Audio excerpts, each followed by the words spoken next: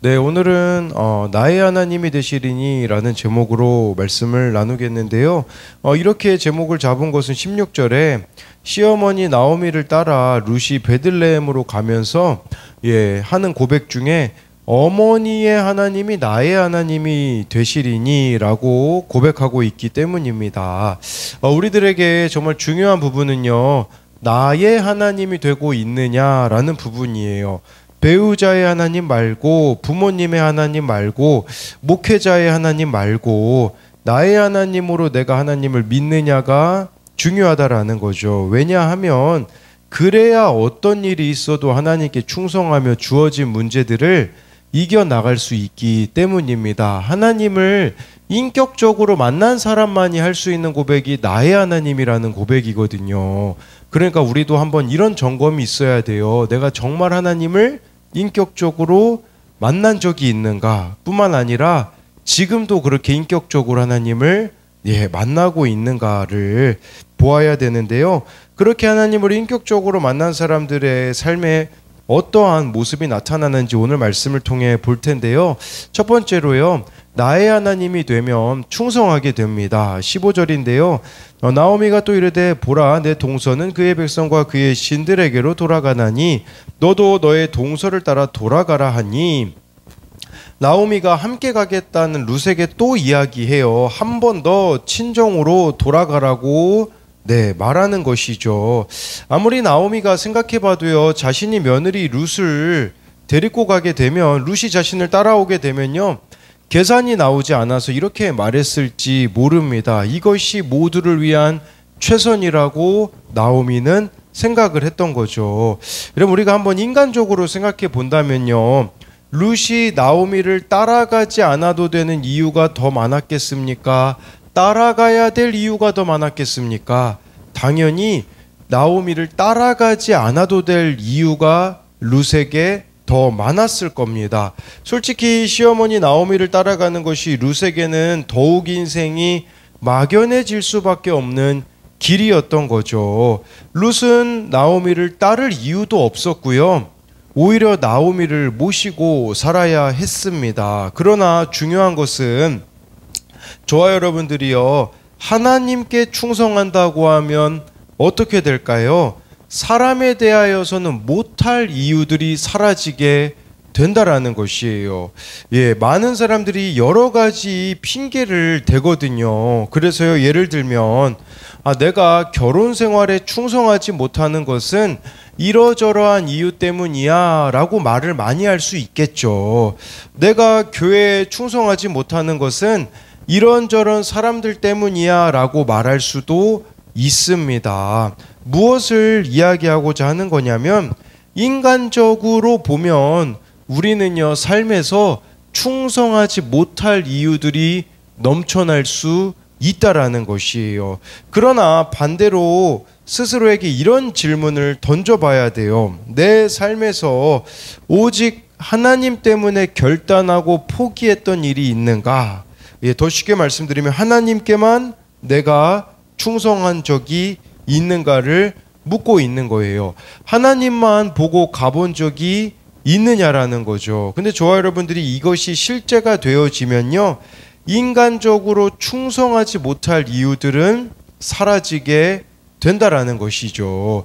16절 17절을 보면요, 룻이 이르되 내게 어머니를 떠나며 어머니를 따르지 말고 돌아가라 강권하지 마옵소서. 어머니께서 가시는 곳에 나도 가고 어머니께서 머무시는 곳에서 나도 머물겠나이다.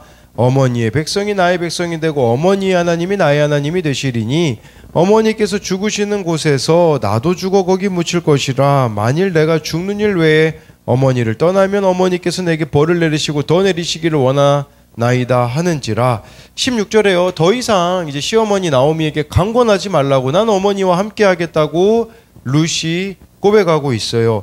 어머니께서 가시는 곳에 나도 갈 거고 어머니가 머무는 곳에 나도 머물겠다고, 그러면서 어머니의 백성이 나의 백성이 되고 어머니의 하나님이 나의 하나님이 된다고 하는데, 이 마지막의 고백, 어머니의 하나님이 나의 하나님이 되시리라는 이 고백이 중요합니다.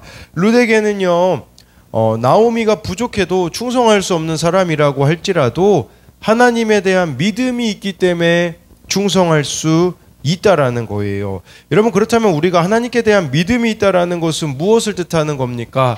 정말 하나님에 대한 믿음이 있으면요, 원망과 불평과 미움이 사라진다라는 거죠. 그렇지만 여전히 내 안에 해결되지 않는 상처, 해결되지 않는 미움이 있다라는 것은 내가 하나님의 주권을 인정하고 있지 않기 때문이라는 거예요. 정말 우리가 나의 하나님이 되면요, 이처럼 원망, 불평, 미움은 사라질 수밖에 없다라는 거죠. 네, 17절에요. 룻이 시어머니 나오미에게 하는 말인데 뭐라고까지 고백하냐? 여호와께서라는 표현을 쓰잖아요. 여러분, 여호와라는 단어는요, 하나님을 인격적으로 만난 사람만이 쓸 수 있는 고백이 여호와라는 단어예요. 근데 어떻게 룻이 이런 고백을 할 수 있었을까요? 어제 말씀해 보면요, 룻기 1장 13절에요. 예, 나오미가 그런 고백을 해요. 여호와의 손이 나를 치셨으므로.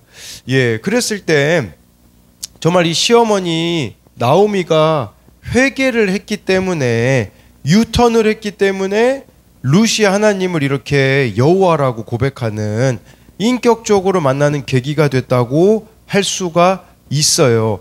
여러분, 내 옆에 있는 사람이 여호와라는 고백을 하기 원하십니까? 제 말뜻은 내 옆에 있는 사람이 인격적으로 하나님을 만났으면 하는 마음이 있느냐는 거죠. 그렇게 되기 위해서 필요한 것은 먼저 내가 하나님께 유턴하는 회개가 있어야 한다라는 것이에요.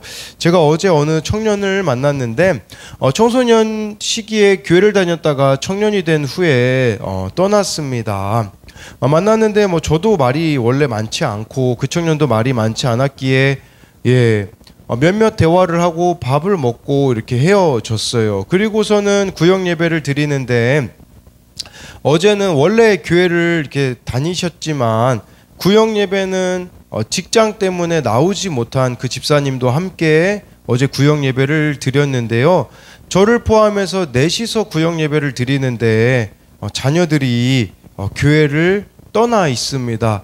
제가 회개가 되더라고요. 무엇이 회개가 되었냐면, 직분자 자녀들이 교회를 떠나 있는 것에 대해서 저는 저의 문제로 보지 않았거든요. 그런데 그게 저의 문제로 보이더라고요.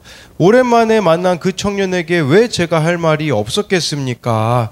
그만큼 그를 위해 기도하지 않았기 때문이며 무관심했기 때문이라는 생각이 드니까 회개가 되더라고요.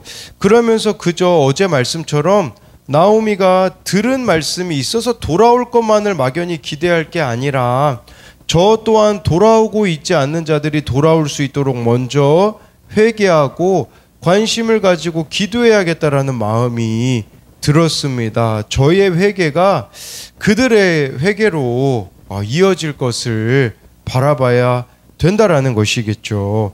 그래서 이것에 대한 두 가지 적용 질문은요, 내가 하나님께, 가정에, 교회에, 본분에 충성하지 못하는 이유는 무엇입니까?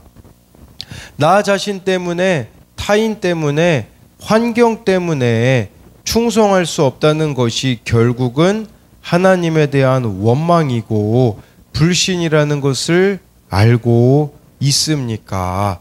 또 한 가지는요, 내 옆에 있는 사람이 인격적으로 하나님을 만나기 위해서 해야 하는 나의 회개는 무엇입니까? 네, 두 번째로는요, 나의 하나님이 되면 전능자라고 하나님을 고백합니다. 19절부터 21절인데요. 이에 그 두 사람이 베들레헴까지 갔더라. 베들레헴에 이를 때에 온 성읍이 그들로 말미암아 떠들며 이르기를, 이가 나오미냐 하는지라. 나오미가 그들에게 이르되, 나를 나오미라 부르지 말고 나를 마라라 부르라. 이는 전능자가 나를 심히 괴롭게 하셨음이니라. 내가 풍족하게 나갔더니 여호와께서 내게 비어 돌아오게 하셨느니라. 여호와께서 나를 징벌하셨고 전능자가 나를 괴롭게 하셨거늘 너희가 어찌 나를 나오미라 부르느냐 하니라. 19절에요. 나오미와 룻이 베들레헴에 돌아왔을 때요, 온 성읍이 떠들었다고 합니다. 여기서 떠들다라는 것은요, 긍정적인 표현이 아니에요. 부정적인 표현이에요. 우리로 말하면 사람들이 소곤소곤 되는 거예요. 뒷담하는 거예요. 여러분 이러면 여러분은 어떻겠습니까? 뭐 핑계를 대거나 혈기를 내거나 아니면은 뭐 분노 때문에 내가 괜히 돌아왔네 이런 말 나오지 않겠습니까? 그런데요, 나오미는요 인정하는 거죠. 여러분 우리가 왜 회개가 어려운 줄 아십니까? 회개하면요 당해야 될 수치가 있거든요. 근데 사람들이요 이 수치를 죽기만큼 당하고 싶지 않기 때문에 회개를 하지 않는 거예요. 회개는 이처럼 수치를 각오해야 하는 것이에요. 내가 정말 회개하면요 멸시와 조롱도 얼마든지 견딜 수 있다라는 거죠. 20절에요 나오미가 진짜 회개했다라는 걸 알 수 있는 내용이 나오잖아요. 나오미가 뭐라고 합니까? 나 나오미라고 부르지 말라.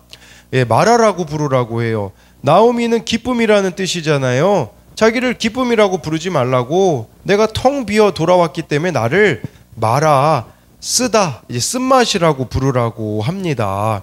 그러니까 나오미가요 자신을 향하여서 떠드는 사람들을 향하여서 변명하지 않고요 이렇게 인정한 거예요. 맞아요, 내가 하나님 떠나서 망했습니다.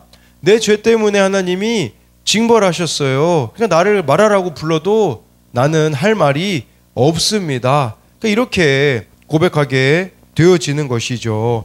그리고요 여기서 또 중요한 단어가 20절 21절에 한 번씩 나오거든요. 그것은 바로 전능자라는 단어예요. 전능자를요 엘샤다이라고 하거든요. 네, 먼저 창세기 17장 1절에 이 전능한 하나님이 나오는데요.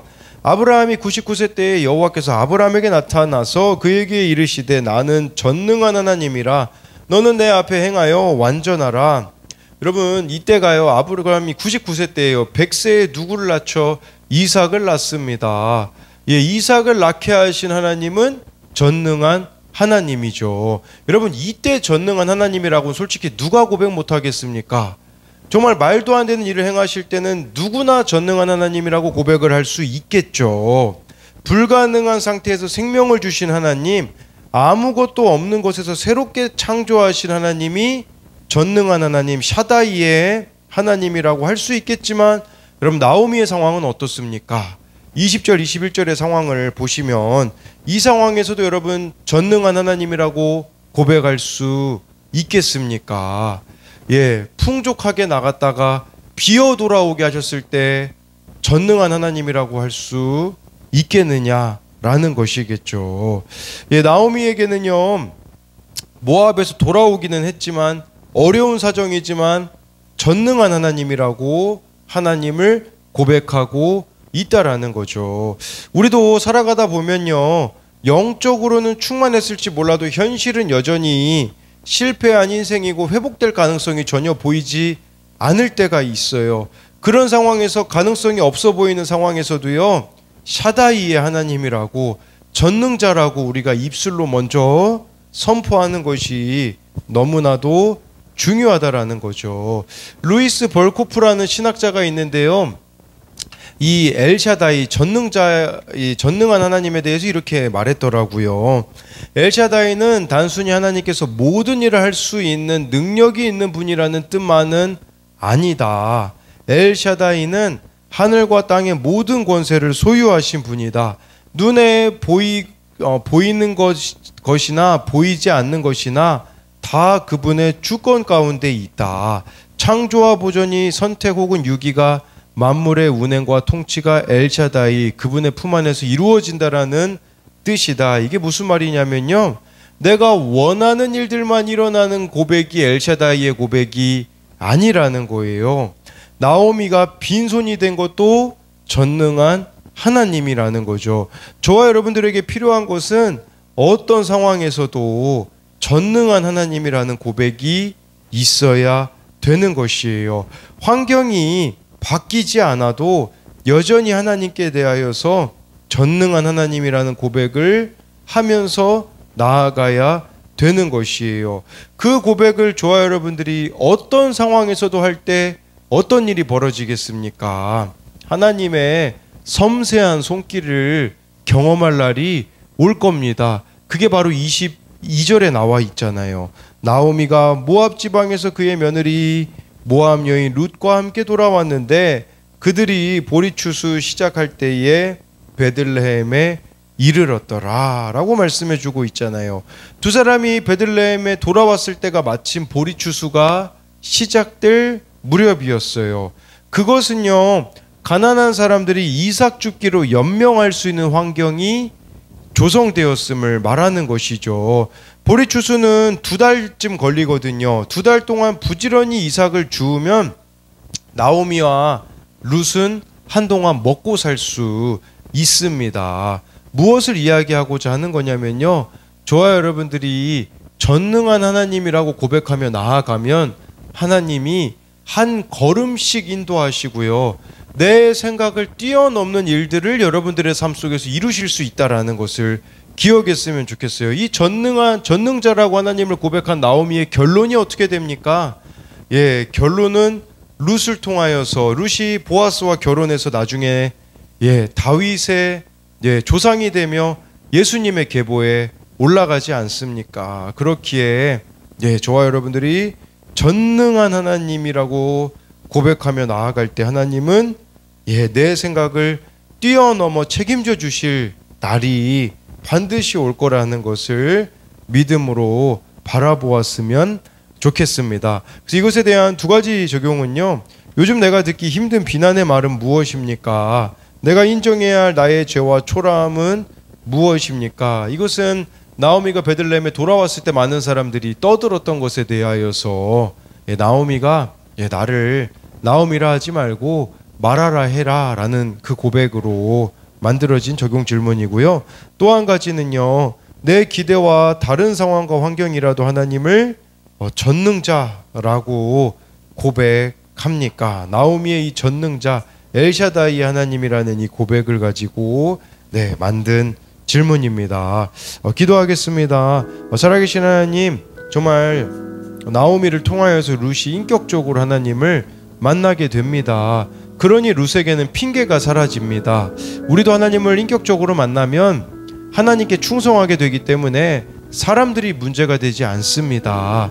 하나님, 그러나 여전히 이 사람 때문에 이 문제고 저 사람 때문에 문제야 라며 핑계를 늘어놓는 모습들이 우리들 가운데 있다면 정말 하나님께 내가 충성하고 있는가, 내가 정말 하나님의 주권을 인정하고 있는가를 돌아보며 정말 그렇게 하나님께 충성하며 하나님의 주권을 인정함으로써 내 안에 있는 모든 미움과 불평과 원망이 사라지게 하여 주옵소서.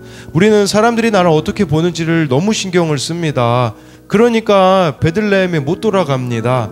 그러니까 회개를 못합니다. 그러나 나오미가 정말 베들레헴에 돌아갔을 때 사람들이 수군댔을 때 맞다고 들을 말을 들었다고 하면서 나를 나오미라고 하지 말고 말하라고 하는 그 나오미의 고백이 우리들의 고백이 되기 원합니다.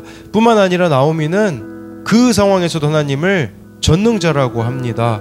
전능자라고 우리가 생각하면 잘 먹고 잘 살아야 되는데 정말 나오미가 전능자라고 고백할 때는 남편이 죽고 2 아들들이 다 죽고 며느리밖에 남지 않는 상황 속에서도 전능자라고 고백하였을 때 그녀의 삶을 비참한 자리에, 수치의 자리에 끝까지 하나님이 내버려 두시 않음을 우리가 봅니다. 정말 어떤 상황에서도 우리가 전능자라고 하나님을 고백하며 나아갈 때에 하나님 우리들의 삶을 책임져 주시고 우리들의 인생이 수치로만 끝나지 않을 수 있도록 그 뒤에 하나님께서 우리들을 위해서 예비하신 복들이 우리들의 삶에 펼쳐질 수 있도록 하나님 우리들을 오늘도 인도하여 주시고 오늘도 우리들 가운데 함께하여 주실 것을 믿으며 살아계신 예수님 이름으로 기도드립니다. 아멘.